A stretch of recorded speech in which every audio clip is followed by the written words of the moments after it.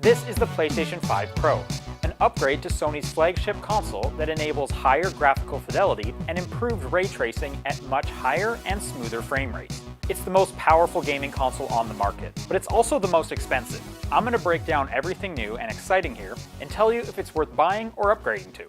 The original PlayStation 5 launched in November of 2020, kicking off the current generation of gaming consoles. 3 years later came 2023's Slim model. The performance didn't change, but Sony did slightly increase the storage and introduce us to the external attachable disk drive. Now, a year later, we get the first real step forward in the console gaming space with the PlayStation 5 Pro, an upgraded console in power and performance.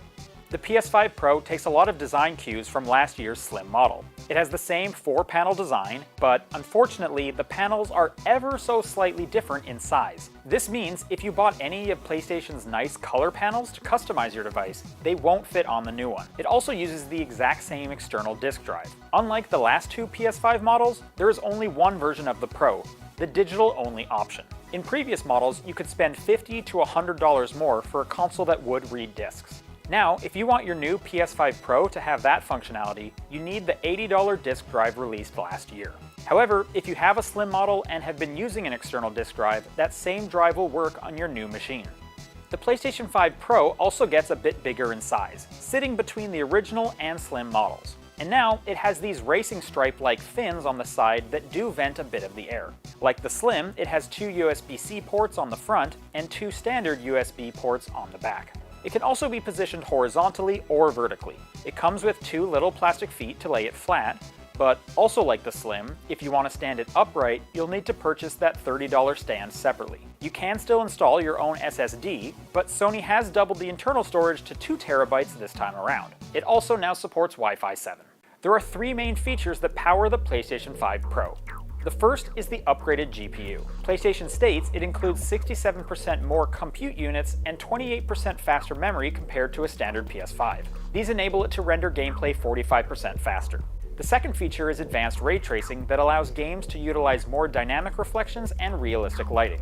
PlayStation states that it can now cast rays at double and sometimes triple the speed of the current PS5. And we'll get into this more later when we talk about the performance hit the games take now when utilizing these. The last key feature is AI upscaling, that Sony calls PlayStation Spectral Super Resolution. This is a machine learning-based technology that provides higher image clarity. Now, let's talk about what these mean in practice. On the standard PS5, you usually had 2 options to choose from when it came to the game's visuals.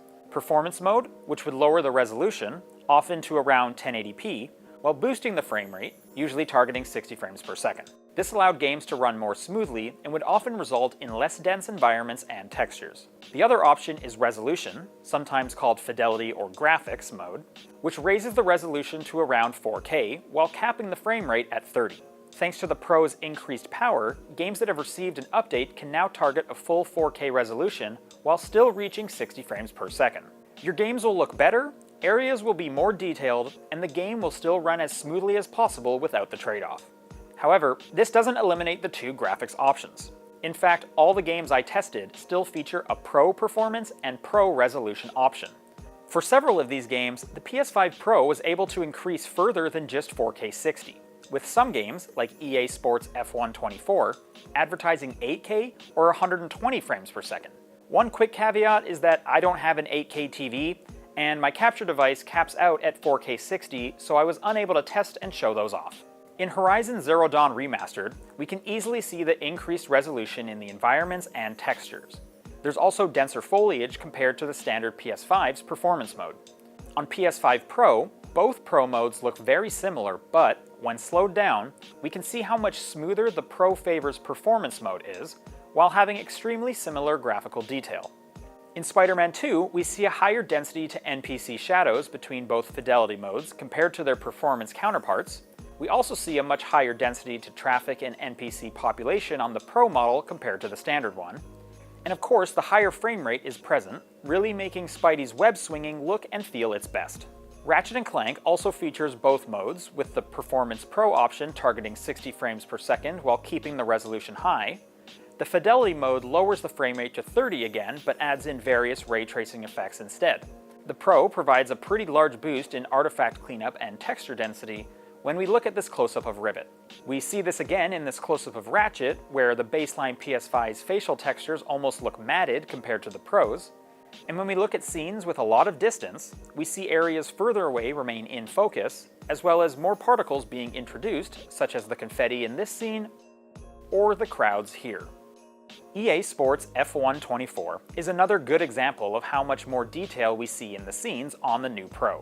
The racetrack texture has far more detail, especially in the quality mode on Pro. We also see more text in focus when looking at background elements when comparing either console's quality modes against performance.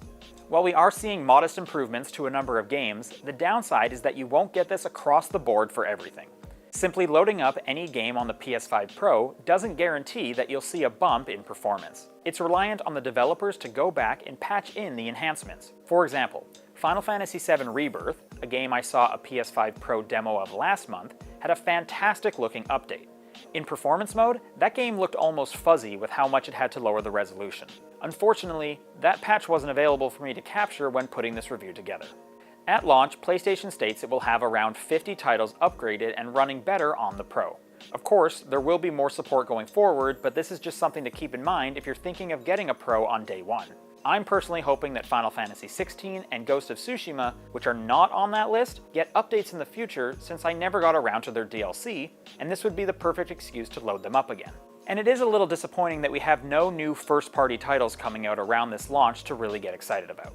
However, we can look at even older games for another new feature for the PS5 Pro, the ability to enhance image quality for PS4 games. This is found in the screen and video settings and must be toggled on. Doing so will enable a system-wide image quality boost for, quote, some games. I'm unsure what the full list of supported PS titles are, but I took a look at 2018's Spider-Man.